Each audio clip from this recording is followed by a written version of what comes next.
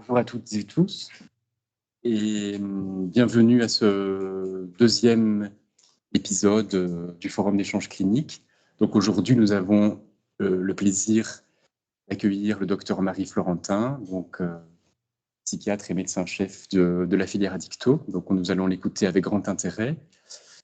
Juste pour information, après son exposé, donc il y aura un temps pour les questions et vous pourrez poser ces questions en levant la main, en fait, en agitant la main. Vous avez cette possibilité sur le logiciel Teams, ce qui permettra que l'on vous écoute directement, parce que formuler une question par écrit, c'est pas forcément évident. Donc voilà. Mais Marie, bienvenue, et puis nous t'écoutons. Eh ben, merci. Donc moi, j'ai décidé de vous parler du trouble de l'usage de la cocaïne parce que c'est vraiment une épidémie, ça explose et on est grandement en difficulté. Du coup, pour parler de maladies d'addiction, il faut quelques rappels. Donc j'ai fait 2-3 diapos sur le concept de maladie, qu'est-ce que ça implique. C'est un peu complexe, mais on va essayer de le simplifier. Donc, le concept de la maladie cérébrale, ça date des années 70. C'est formalisé par le DSM-3 en 1981. On parle pour la première fois de dépendance à l'héroïne et à l'alcool. Avant, on parlait de fléau social, d'ivrognerie, mais on ne parlait pas vraiment de maladie. On pensait que c'était encore le truc de la volonté.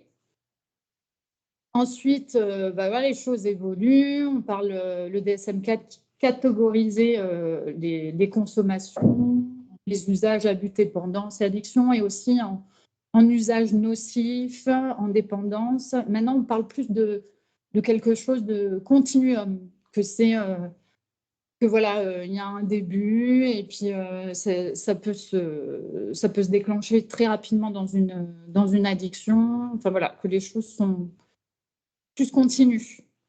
Voilà, c'est un problème de société, ça touche à peu près 20% de la population. Alors ça dépend en fonction des articles, ça peut être 10%, 30%, en tout cas c'est énorme. Et voilà, il faut qu'on s'y intéresse de près parce que ça touche tout le monde en fait. Donc c'est un problème de société.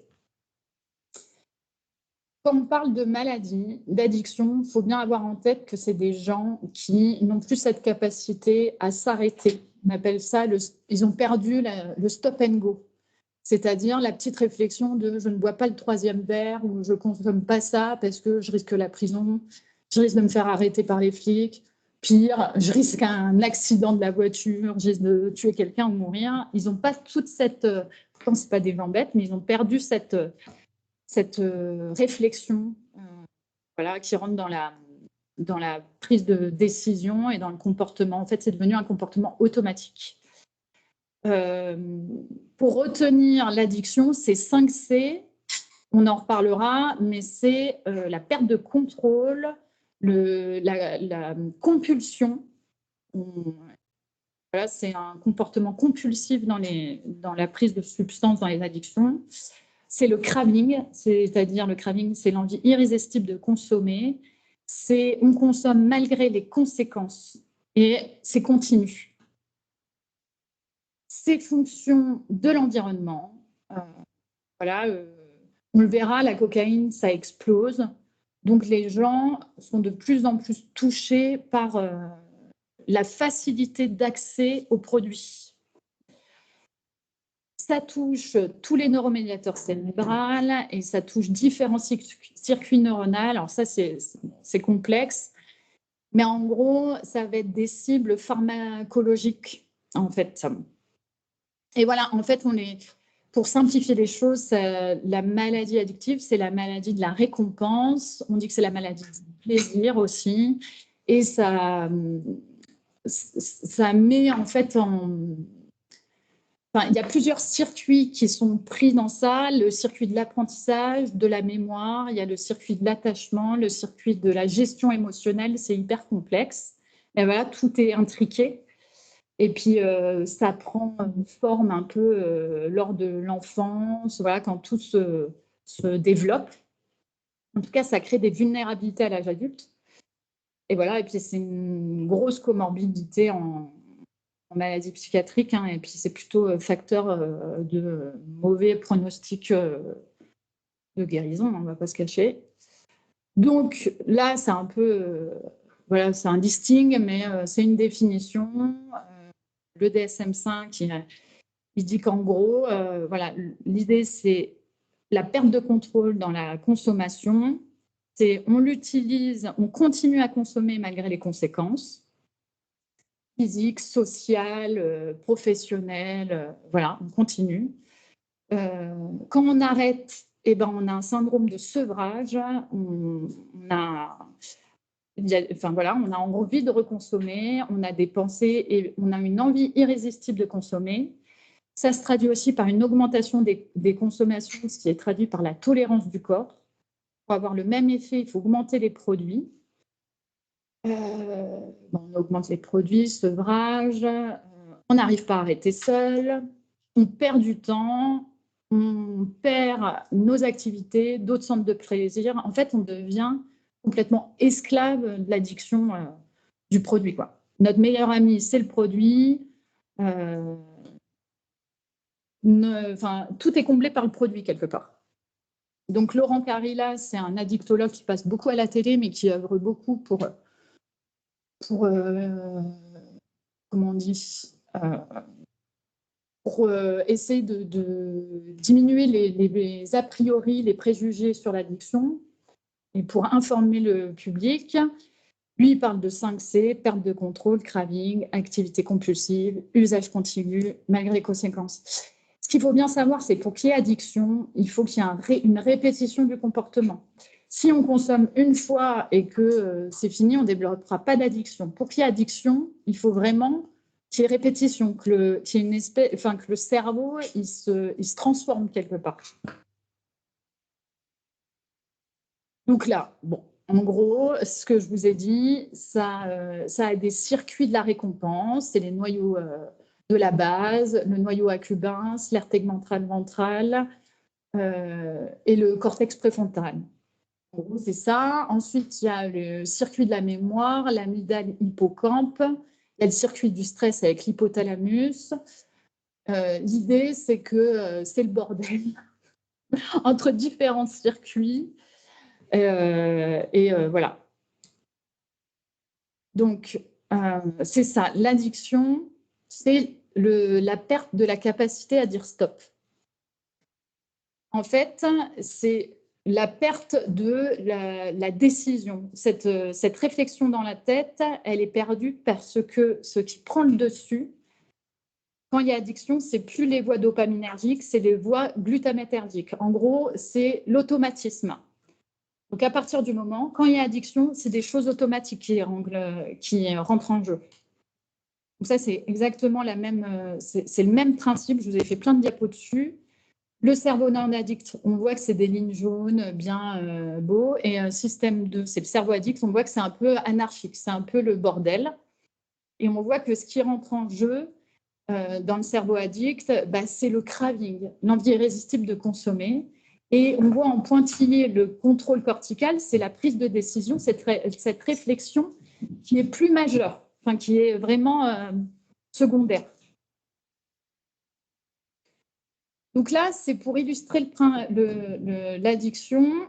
Quand on prend un produit, alors ça dépend quel produit, mais en gros, si on prend par exemple de la cocaïne, ce qui va nous arriver, c'est qu'on va être hyper contente, euphorique, voilà, on sera. Et ce qui se traduit par une augmentation de la dopamine dans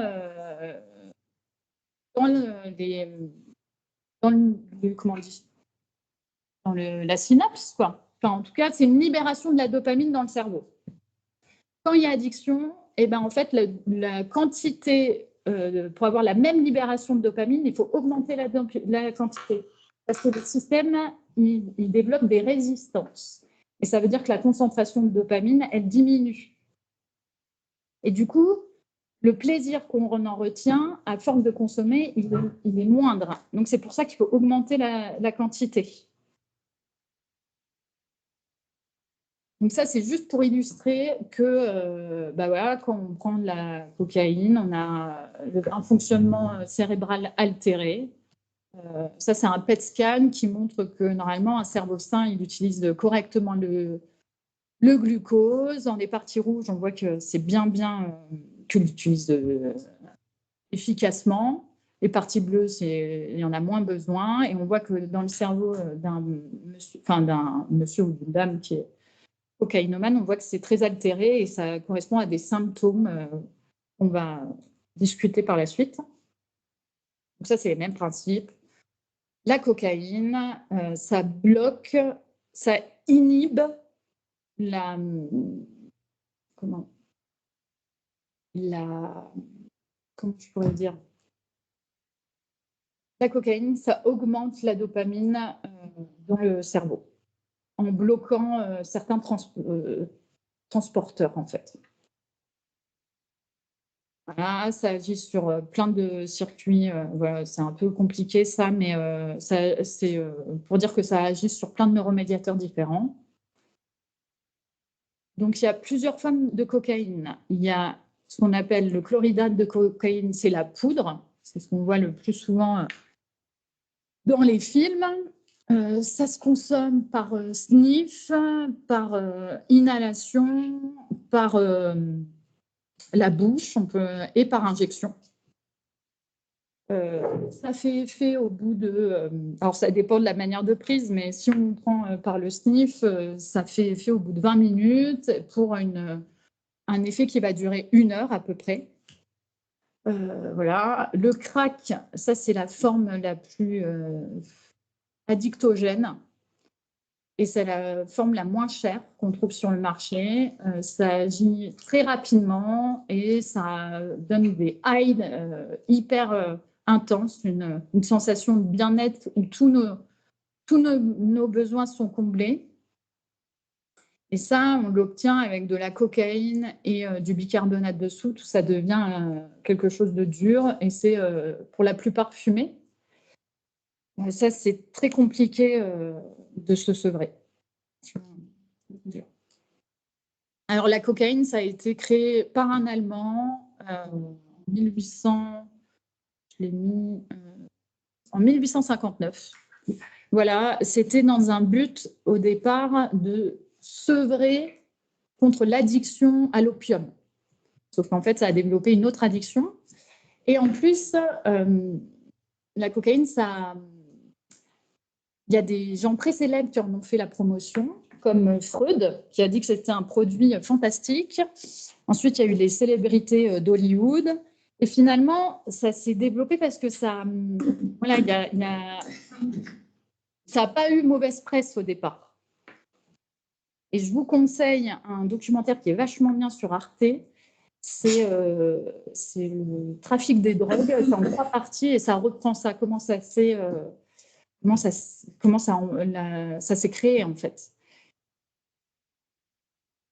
Alors là, on ne voit rien, donc ça ne sert à rien. Mais en gros, j'avais pas vu, génial. Donc ça, c'est la forme IV. Donc vous voyez qu'il y a tout de suite, quand on se l'injecte, il y a une montée très rapide, très disponible à 100% tout de suite, et la descente est très rapide aussi.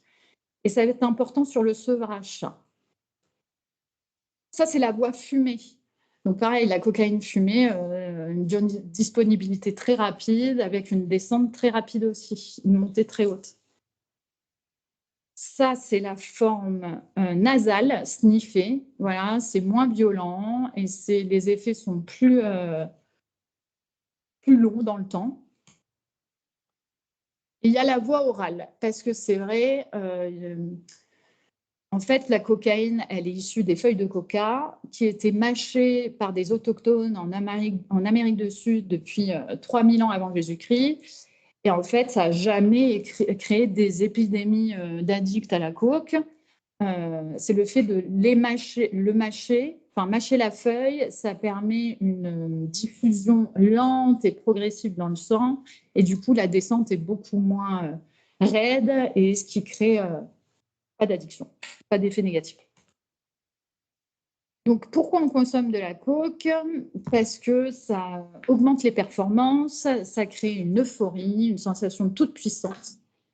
Ça crée une exacerbation des sens. Alors, ce qui est curieux, c'est qu'on l'utilise toujours, la cocaïne, mais au niveau médical. On l'utilise chez les ORL comme anesthésiant topique et dans les chirurgies cervicales aussi. C'est un puissant vasoconstricteur. Donc, les gens, ils consomment parce que voilà, ça leur permet d'aller mieux, d'échapper à une certaine réalité, des fois se sentir invincible, le pouvoir, etc. Alors, un petit mot sur le trafic, parce que c'est intéressant. En fait, on constate depuis les années 90 que la saisie de la cocaïne en France explose. En 1990, on parle de 2 tonnes par an. Et on voit qu'en 2022, on parle de 30 tonnes. Et en fait, on voit que ça explose pendant le Covid. 2020, 13 tonnes, 2021, 26 tonnes. En fait, il y a vraiment une amplification de production de la cocaïne et de trafic de cocaïne au moment du Covid. Alors, ça s'explique pourquoi. Alors, parce que l'Amérique du Sud, Colombie, Pérou, et je crois Venezuela, mais je ne suis pas sûre, mais sur Colombie, Pérou, ils ont augmenté leur production. Et voilà, ça a été multiplié par 3, voire 4 au niveau de leur production de cocaïne. Mais parce que la demande, elle est importante aussi. Et parce que voilà, le commerce, ça fait que ils ont modifié, ils ont diversifié les routes de la cocaïne. Ils passent par la Guyane, par les Antilles. On voit que la cocaïne est de plus en plus pure et du coup, enfin, le produit saisi, ils ont constaté que les produits étaient de plus en plus purs. Ce qui fait que les trafiquants qui reçoivent la cocaïne pure, ils peuvent les couper de plein de manières qui soient. Ils les vendent par petites quantités ou ils les transforment en crack, ce qui permet de toucher un vaste public. Donc, c'est plus un produit riche, en fait.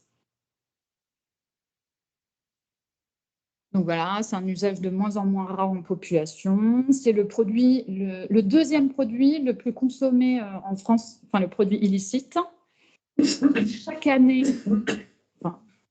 en 2017, il y avait 2,1 millions de personnes en France qui avaient consommé une fois. Et on voit que les expérimentateurs, je ne sais pas si ça se dit, mais en tout cas de cocaïne, ont été multipliés par 4 entre 1995 et 2017, donc ce qui est assez énorme. L'usage dans l'année déclaré pour 600 000 personnes, ça touche plus d'hommes que de femmes. Alors là, les études divergent, on parle de 3 ou de 5 hommes pour une femme. Pour le crack, c'est 9 hommes pour une femme. Voilà, donc c'est la majorité des hommes. On consomme de plus en plus tôt. Dans la prise en charge d'Exapa, on voit que la population, consomme de la cocaïne est de plus en plus présente, qui a été multipliée par 4 aussi. Et pareil pour le Carude. Là, c'est intéressant. On voit qu'au niveau de l'Europe, en fait, on n'est pas tous addicts aux mêmes choses. En fait, pour l'Europe, l'Union européenne et la Turquie, eh ben, nous, on aime la coke. Après, pour l'Allemagne et la Finlande, eux, c'est cocaïne et amphétamines. Nous, ce n'est pas trop les amphétamines. On voit peu de gens qui sont addicts aux amphétamines. Et pour les autres pays de l'Est et la Finlande et la Suède, c'est aussi les amphétamines. Donc, la population, en fait, c'est une population hétérogène. Ça touche toutes les classes sociales. Ça va, je ne sais pas, du mec hyper inséré, père de famille, qui a un travail bien rémunéré, à le patient SDF qui est très précaire. C'est pas, il y a des cocaïnomanes purs, mais il y a beaucoup de gens qui consomment de la coke, de l'héroïne, des mélanges. Donc, c'est ce que je vous disais. Donc, cocaïne, de l'autre côté, c'est crack. Donc, on débute vers 15-20, enfin, on teste le produit vers 15-24 ans. On devient addict à 31 ans à peu près. Ça commence par le sniff, ensuite on la fume et on l'injecte. Et en fait, il y a beaucoup de sniffeurs qui sont très insérés au niveau de la population, socialement. Et là, quand on commence à toucher le crack, on commence à se précariser voilà, très rapidement et on perd tout. Donc, on débute à 26 ans et on devient accro à 36 ans et souvent on finit SDF. Donc, on consomme, on est content, il y a un renforcement positif. Ensuite, on se tape un syndrome de sevrage où on est vraiment mal avec un craving, des cravings très, très intenses. C'est ce qui qualifie le sevrage cocaïne. Le craving, il est très, très difficile. Du coup, on sent mal, on a envie de reconsommer. Alors, la paraphernalia, c'est ce qui est, c'est tout l'attirail autour de la drogue. Quand on voit des films, toute la culture drogue, en fait, ça donne envie de consommer et donc ça renforce l'envie, enfin le craving et du coup l'envie de rechercher du produit pour aller consommer. Donc à une perte de contrôle, on n'arrive plus à faire sens dans sa tête, il nous faut du produit, on prend et voilà. C'est le cercle vicieux de l'addiction. Alors le syndrome de sevrage à la cocaïne, alors il n'y a aucune, il n'y a pas de sevrage physique. Même si on en a vu quelques-uns en hospice où il y a des vomissements, où les gens ne sont pas bien, mais en fait, rien n'est décrit dans la littérature. C'est une dépendance psychologique, mais elle est ultra forte. Donc, ça débute par un fléchissement thymique, une sensation de détresse, on est très fatigué, on a des troubles du sommeil, on a une irritabilité, et surtout, ce qu'il faut retenir, c'est qu'il y a un craving très, très intense. Et en fait, il y a très peu d'articles sur le sujet, sur le sevrage, mais sur une étude, en observant des cocaïnomanes hospitalisés, des auteurs ont défini 3 phases dans le sevrage. Et ce que moi, je peux percevoir au CASAP, alors que j'y suis depuis 4 mois, mais on voit qu'il y a quand même sur 2 phases, parce que je vais vous expliquer pourquoi je ne vois pas la 3e. Mais alors, la phase 1, c'est la descente en crash, c'est-à-dire que là, c'est l'impuissance, c'est, voilà, il constate qu'il y a une perte de contrôle, c'est au moment où il y a des idées suicidaires, où les pensées envahissent l'esprit. Il y a une dysphorie, donc les gens ça débute par une dépression, puis ensuite il y a une irritabilité, puis ensuite il y a une agitation. Ils n'arrivent plus à faire le clair dans leur esprit. Et ensuite, il y a ce qu'on appelle une phase de léthargie. Et nous, on voit ça au CASAP, où les gens, à partir du moment où ils sont hospitalisés et peut-être en sécurité et contrôlés, ils dorment pendant des jours. Et on a pu voir aussi, je pense à une patiente là dans ma tête, qui consommait du sucre, voilà, plein de bonbons la nuit et qui passait sa nuit à dormir, à bouffer du sucre. Donc, ça dure entre 8 et 4 jours. Bon. Nous, on voit ça aussi. Alors là, la personne, après, elle se réveille. Donc, c'est la phase 2, la stabilisation. Je ne sais pas si c'est un bon terme, mais en tout cas, elle se définit en 2 parties. Il y a une phase de lune de miel où ça va mieux, où voilà, il y a moins de stress, moins de craving, l'humeur s'améliore, on a envie des plaisirs différents. Vraiment, on croit qu'on est un peu débarrassé. Et puis, bim, quelques jours après, souvent, nous, on voit ça à la 2e semaine, mais c'est vrai, c'est dépendant de chaque personne. Là, rebelote, trouble du sommeil, gros craving, grosse irritabilité.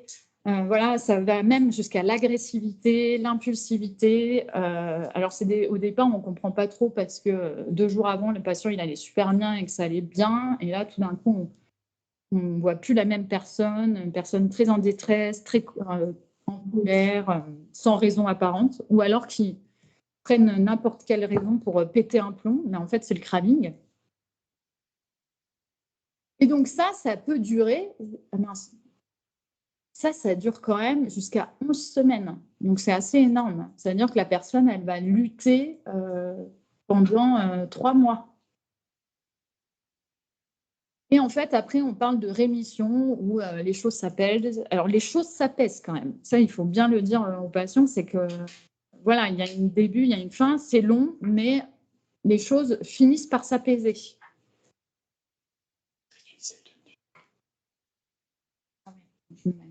Ok. Donc, le craving, je vous ai dit, pensée obsessionnelle, état déplaisant, voilà, c'est insupportable. C'est vraiment insupportable. C'est ça qu'il faut retenir. Ça, c'est juste une image pour vous dire que même après des années d'abstinence, en fait, le cerveau, il se souvient. Donc, il suffit d'une pipe, d'un film, d'une rencontre. On peut vite retomber dans la consommation. Ça active l'amygdale, le centre de la mémoire. Ça, c'est des échelles, je pourrais vous les fournir pour évaluer le craving chez les patients cocaïnomanes. Les complications, ils sont cardiovasculaires, neurologiques, infectieuses, respiratoires. Voilà. Les mortels, c'est cardiovasculaire et neurologique. Syndrome coronarien aigu pour la cocaïne et puis les AVC. Le plus gros risque, c'est quand même le mélange de toxiques. Donc, les complications, elles peuvent être psychiatriques. Voilà, ça peut être responsable de tableaux d'épisodes psychotiques aigus. Ce qui est aussi, ce que j'ai vu beaucoup, moi, plus aux urgences à Toulouse, c'est des pics paranoïa induites par la cocaïne. Donc, c'est des gens qui ont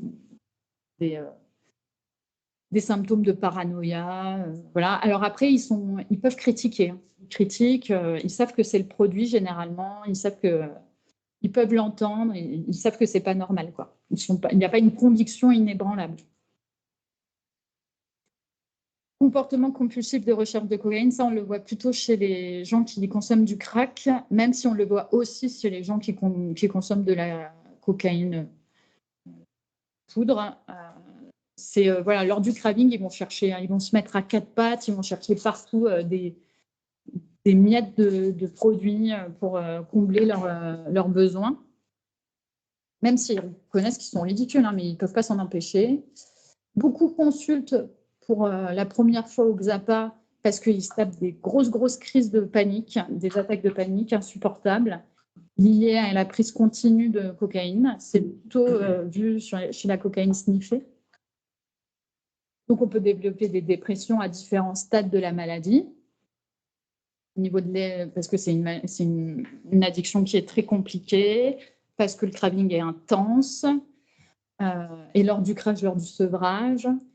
Et voilà, et puis pour toutes les complications de la vie, quoi. On n'a pas parlé de ce que sont obligés de faire les patients pour trouver leur produit à un stade donné.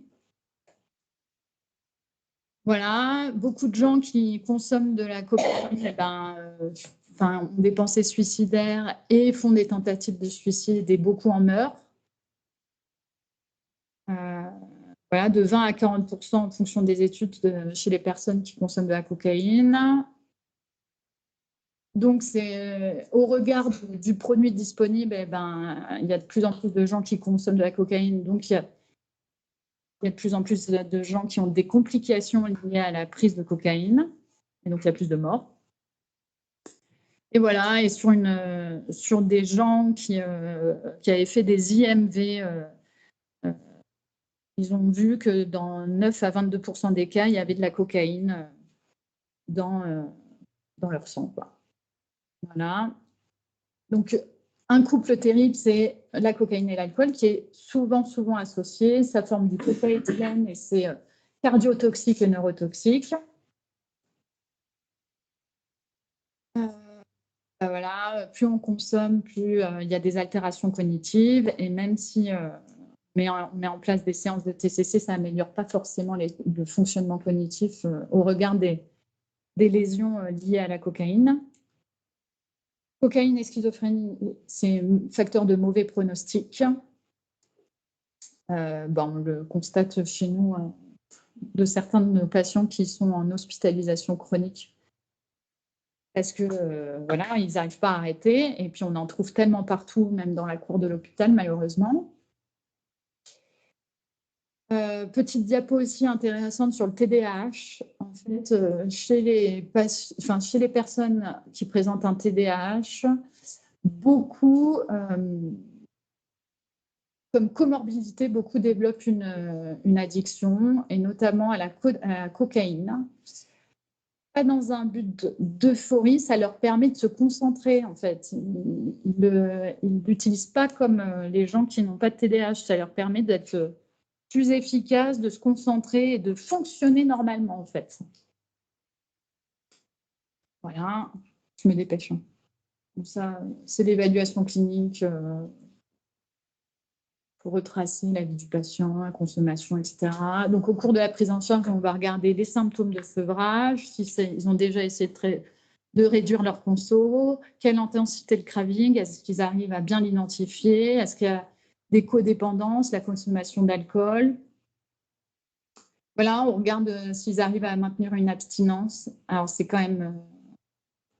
moi, j'en ai pas beaucoup des patients qui arrivent à être abstinents. Sur ma file active, je dois en avoir une. Voilà. Puis, il faut une prise en charge pluridisciplinaire, franchement, enfin, addictologique, psychologique, avec une équipe soudée. Voilà, on va agir sur plein de symptômes, parce qu'on va voir que finalement, il n'y a pas vraiment de... ça n'existe pas, il n'y a pas de traitement pharmacologique. On donne ce qu'on appelle la N-acétylcystéine, c'est du mucomyste. C'est ce qu'on donne dans les fluidifiants bronchites quand on a la bronchite. On le donne à haute dose, ça ne marche pas. Ça marche pas. Ça mérite d'exister. C'est le seul truc qu'on a. Sinon, il y a des... Eros en sachet. 2 à 3 sachets, 3 fois par jour.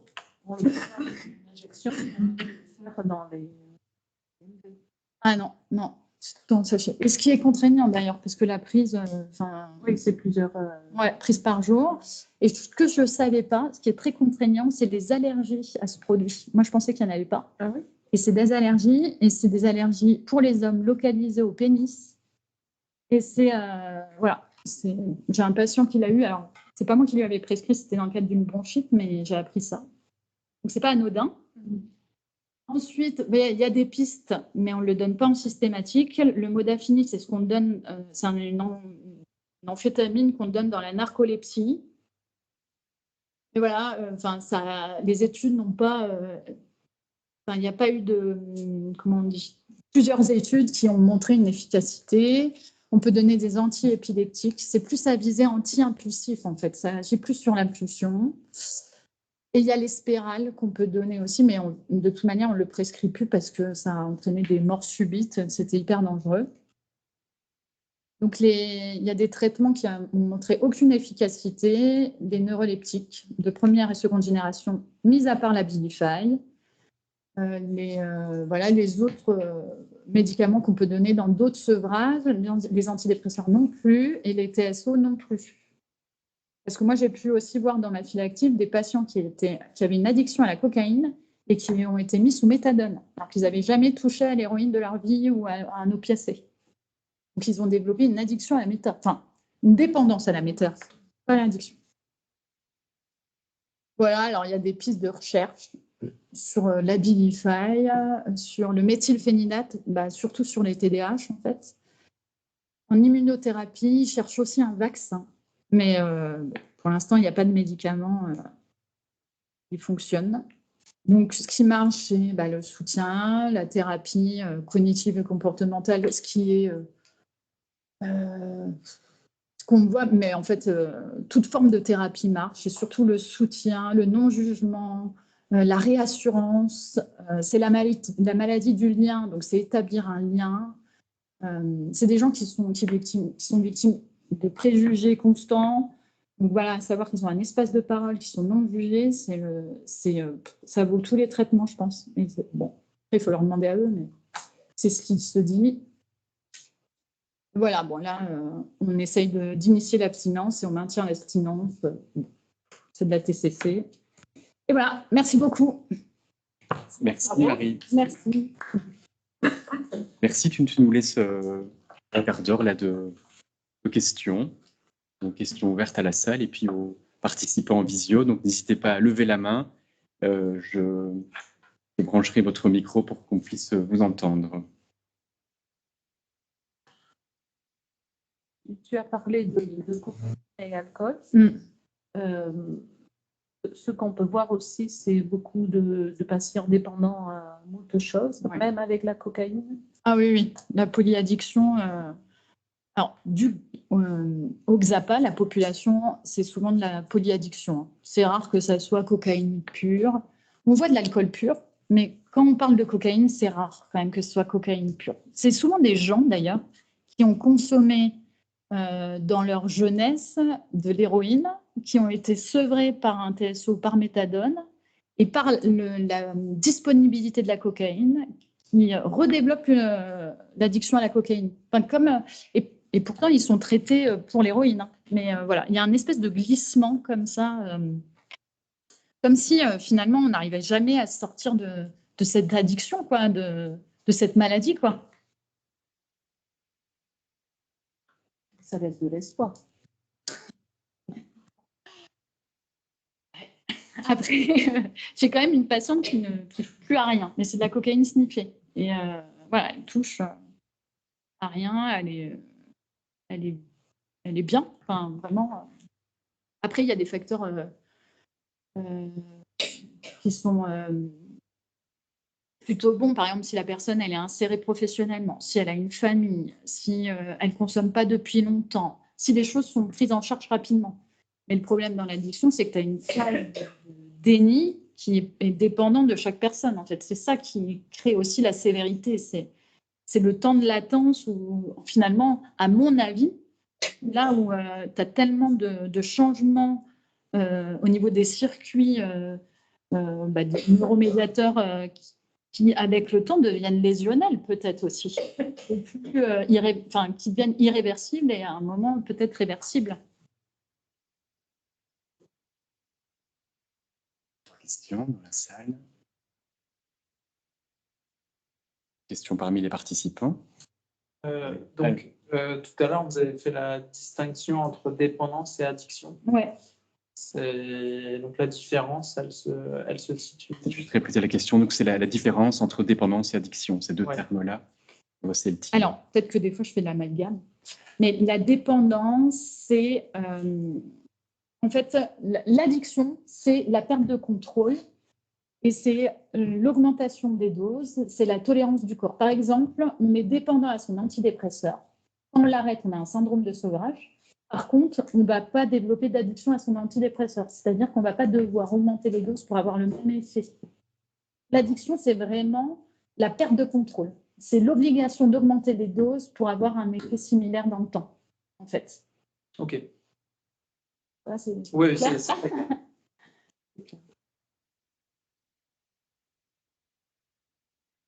C'est vrai, Marie, que dans l'approche thérapeutique, on a le sentiment, vu un peu de l'extérieur, mais en voyant quand même pas mal de patients qui ont cette comorbidité, que l'approche en addicteur relève beaucoup plus aujourd'hui de l'accompagnement, avec une forme de tolérance, mais thérapeutique par rapport au fait que les patients consomment. Et peut-être que ça induit justement un climat de confiance qui permet vraiment cet accompagnement. La difficulté qu'on a, il faut le reconnaître, c'est que quand on n'a pas cette spécialité addicto ou ce regard, on peut vite, même si on est soignant, quand même tomber dans une forme de jugement. Moi, je trouve qu'on le ressent encore un peu en psychiatrie, avec le risque aussi de manquer un peu le lien de confiance, et avec cette impression toujours que le patient va nous cacher et le fait, de fait, par moment, ça rechute. Voilà. Mais je trouve que cette question de l'accompagnement qui a peut-être évolué au fil des ans et des décennies, plutôt que de viser une abstinence, une éradication du produit, c'est quelque chose qui est présent en addicto. On est dans la politique de la réduction des risques et plus dans l'abstinence. Après, le problème, c'est quand même ça reste des produits illicites qui entraînent des dommages quand même importants pour la population. Et puis voilà. Enfin, moi, par exemple, les patients que je suis à la prison, ils sont tous cocaïnomanes, quoi. Enfin, il doit y en avoir très peu liés à l'alcool, mais ceux qui ont pris les peines les plus sévères, c'est quand même les gens qui consomment de la cocaïne parce que ça, à un moment, l'argent manque et ils font des délits et des crimes, quoi, sans parler de choses. Enfin, ça reste quand même. Et donc, oui, on est dans une politique de réduction des risques. C'est un peu ambivalent, si tu veux, parce qu'on est, de toute manière, on n'a rien pour la traiter, cette maladie addictive, en tout cas, même à l'alcool, hein, on n'a rien. Enfin, c'est difficile de dire à un monsieur, voilà, tu as une maladie, mais j'ai rien pour te traiter, en fait, où les traitements ne marchent pas à 100%. Donc, on met des cadres limitants pour limiter les dégâts, en fait. Je vois, merci. Je vois qu'il y a une question de l'EMPP Rodez. Elle est écrite, mais on peut faire un test. J'ai branché votre micro, ça vous devriez passer. L'équipe EMPP Rodez. Et peut-être que vous n'avez pas branché votre micro. Allô. Bon. Sinon, je vais lire votre question. Oui, donc c'est l'équipe EMPP Rodez qui pose la question. Bonjour, les mécanismes sont-ils identiques pour les addictions sans produit? Ouais. La réponse est oui. Ouais, c'est pareil. Et je lis aussi une question du CMP de Villefranche de Rouergue. Quel type de compensation psychique proposez-vous aux patients pour compenser la perte de plaisir intense et de puissance que leur procure la consommation? Qu'est-ce que vous proposez comme... Alors moi, je propose rien du tout. En fait, l'idée, c'est de pouvoir petit à petit laisser place. En fait, ça dépend comment on se positionne, mais l'addiction, c'est une maladie aussi du lien. Alors certes, c'est une maladie du plaisir, ok, mais c'est aussi une perte de lien et du fait l'addiction, ça enferme, on perd l'humain, on perd la confiance en l'individu. Donc, c'est déjà recréer un espace de confiance pour retrouver peut-être aussi le bien à l'autre, la sociabilité, les choses du plaisir de la vie. Et en fait, on est quand même des individus interconnectés tous ensemble. Et c'est ça qui crée le plaisir, en fait. L'idée, c'est de leur faire comprendre que le plaisir immédiat et intense, éphémère, n'est peut-être pas le meilleur des pains. Sans jugement, hein. Mais peut-être qu'aussi d'avoir une espèce de plaisir sur la longue durée, une espèce de paix sans que ça soit ultra intense, c'est bien aussi, quoi. Tu pourrais nous parler de la vie. Tant qu'il faut, de manière consultée, parce que les patients qui viennent, ça fait très longtemps qu'ils consomment, en fait. Ils viennent pas au début. Ouais. Ils viennent, comme tu le dis, quand ils sont en train de tout perdre. En fait. Ouais. Question intéressante d'autre, je la répète, hein, c'est la question de la temporalité. Et donc, faut-il du temps? Tu suggères que oui, il faut beaucoup de temps pour permettre aux patients d'accéder à cette question. En fait, l'addiction, c'est une maladie insidieuse, c'est-à-dire qu'elle s'immisce lentement dans la manière de fonctionner d'une personne et qui progressivement touche tous les pans de la vie de la personne. Et souvent, c'est une fois qu'ils sont au bord du gouffre que soit ils viennent consulter là, et là, on va dire qu'ils prennent conscience, ou alors même là, ils n'ont pas pris conscience et ils sont poussés par l'entourage. Donc, il y a aussi, en amont de changer les plaisirs, je ne sais pas quoi, il y a aussi tout ce travail d'établir un lien, de savoir où ils en sont, à leur vitesse, à leur temporalité, de ne pas se mettre à la fin, de ne pas faire ce qu'on désire nous pour l'autre. C'est qu'est-ce qu'il désire lui et comment on peut l'accompagner dans dans où il est à l'instant, en fait. La question Il ne faut pas projeter, quoi. du plaisir qui est posée par le CMP de Villefranche me paraît en effet une question très juste. On a parlé un petit peu, la possibilité de retrouver une culture des plaisirs simples, parfois un peu oubliée à cause des plaisirs intenses et artificiels de la drogue. J'ai branché le micro de l'EMR parce qu'on avait un patient qu'on a suivi pendant pas mal de temps avec une addiction au crack très difficile. Avec le temps, ça a été mieux. Il n'est pas à l'abri d'une rechute. Alors, pour la petite histoire, lui, il est passionné de reptiles. Ah, mais oui. Oui. Et en fait, je crois, alors je ne veux pas sous-estimer le travail qu'on a fait pour l'aider, mais fondamentalement, et je pense que l'équipe sera d'accord, le fait d'avoir investi de façon très positive et même passionnée les reptiles qu'il a en grand nombre maintenant dans son appartement. Alors, je me dis, là, il y a une passion qui est venue combler quelque chose. On va dire que pour lui, c'est mieux qu'il soit addict aux reptiles. Pour les reptiles, je suis moins sûre. Je pense qu'il est mal fait. Bah, t'es un serpent, tu vis dans le mètre carré. Enfin, moi, Et pour la société, c'est mieux aussi qu'il soit. Voilà. On en trouve dans des toilettes. Sauf que pour les animaux, et je suis un serpent, c'est pas cool pour moi. Mais bon, ça, à la rigueur, c'est un autre débat. Mais c'est sûr qu'en effet, en fait, on voit que lui, il a déplacé son addiction au crack par l'addiction à l'achat compulsif. Oui, il y avait des achats compulsifs Et en fait, il est dans une addiction d'achat de reptiles. Il a tous les symptômes. L'euphorie avant d'acheter. Il est là, il regarde, il ne dort pas de la nuit, il cherche le reptile à acheter. Une fois qu'il l'a acheté, il est euphorique. Et une fois qu'il le reçoit, tout descend. Il est même plus content une fois qu'il l'a sur... On a aperçu ça, mais je me disais c'est une addiction peut-être pour une autre, mais une addiction moins problématique, même dans les progrès qu'il a pu faire en termes de réhabilitation. Ah, ça, c'est sûr. Mais ça, non, mais moi, je suis pote, mais il a fait un progrès énorme. Qu'est-ce que vous pensez des reptiles, le MR, comme ça, on fait un test de micro. J'ai branché votre micro. Ils font des visites à domicile. Et ils n'en font plus parce qu'il y a trop de reptiles. Après, oui, c'est le jour et la nuit, même dans l'attitude à l'autre, la relation à l'autre, il est vachement plus... Oui, il faut que vous branchiez votre micro, mais j'ai autorisé le MR à parler des reptiles et je ne sais pas. Bon, mais soit, il y a peut-être encore d'autres questions en attendant. Moi, j'ai une question. Tu as parlé d'équipes pluridisciplinaires. J'aimerais savoir quelles sont les fonctions dans ces équipes pluridisciplinaires, s'il y a des fonctions particulières. Déjà, on travaille en équipe. Alors, bien sûr, on a tous, on va dire, nos champs d'action, même si on se regroupe. Donc, il y a l'équipe soignante, les infirmières, il y a Madame Forestier, psychologue du service. Il y a Mathieu, nouveau IPA dans mon service. Et puis, voilà, il y a ma collègue, docteur Peruzetto, médecin généraliste. Et donc, moi qui suis psychiatre. Et en fait, la maladie addictive, c'est une maladie, je vous ai dit, de la répétition. Puis, de toute façon, la vie, c'est une éternelle répétition. C'est des schémas qu'il faut percevoir pour un peu les modifier. En tout cas, l'idée, c'est d'être présent, parce que c'est quand même des personnalités, notre public. Bon, après, c'est du Xapa. On ne parle pas d'addiction dans un milieu libéral qui peut être peut-être moins intense. Ça.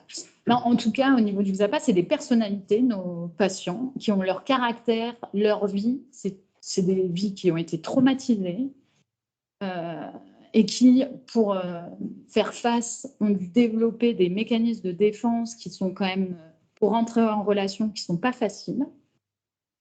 Et il faut savoir et qui ont peut-être par des moments pour survivre eu des moments un peu de clivage et tout ça. Et quand on est seul dans la prise en charge, on peut vite s'épuiser parce que souvent, nous, on projette notre peur sur l'autre et le désir qu'on a sur lui. Et en fait, des fois, c'est épuisant. Il faut avoir des temps de soupape et une équipe pour bien cerner aussi tout ça et pouvoir. Eux aussi, ils veulent ça, avoir plusieurs intervenants comme ça. Ils parlent pas de tout à la fois, ils mélangent pas tout. Et puis ils sont vus plusieurs fois. Il y a ça aussi. On est comme c'est pas le mot, hein, mais j'allais dire famille, mais il faut pas être une famille quand même pas, mais une équipe soutenante, un filet de sécurité. Ni une secte. Ni une secte. On arrive au bout du temps imparti. On va peut-être encore une question. Oui. Le travail à l'unité de sevrage, parce que tu as parlé de presque 12 semaines, 4 mois. Alors ça, si tu veux, je suis un peu partagée, si tu veux. Parce qu'en effet, je me dis, mais comment on peut les sevrer? De toute façon, historiquement, le CASAB, c'est des sevrages de 4 semaines. Je me dis, là, déjà, 11 semaines, on n'y est pas. Mais en même temps, la spécificité de l'Aveyron, de service de sevrage, c'est un milieu fermé. Et enfermer quelqu'un déjà pendant 1 mois, on peut pas, enfin, je me vois mal faire ça pendant 12 semaines. Et déjà, et en plus, quand même, vraiment, le sevrage cocaïne, c'est très, très compliqué. Et c'est à cause du craving intense, ça crée plein d'ambivalence. Et ça met en danger aussi. En fait, ils ne sont pas tous au même stade de la maladie et du soin. Et des fois, même s'ils ont très envie d'être sevrés, une semaine après, ils vont avoir moins envie. Enfin, c'est très, très compliqué, quoi. Et je ne peux pas les mettre tout le temps dans un service fermé. C'est love story, en fait. Hein. Genre, sans le côté cool. Mais tout est décuplé dans un service fermé, en fait. Je ne peux pas faire ça 12 semaines. Après, la prison, ils le font très bien. Donc, mais c'est une forme de maltraitance aussi. Mais ils font ça du sevrage pénitentiaire, quoi. Ok, merci beaucoup Marie. En t'écoutant, je me suis dit que tu pourrais peut-être revenir pour un autre épisode de la prochaine saison, parce qu'il pourrait parler une addiction, des autres produits aussi peut-être, mais on verra, on en discutera parce que c'était vraiment passionnant. Et merci à toutes et tous pour votre participation et à bientôt. Alors, prochain épisode, le mardi 23, fin mars, 23, c'est le 23, et c'est Florian Charrier qui nous parlera de dépression résistante, point d'interrogation. Donc à bientôt. Merci. À bientôt.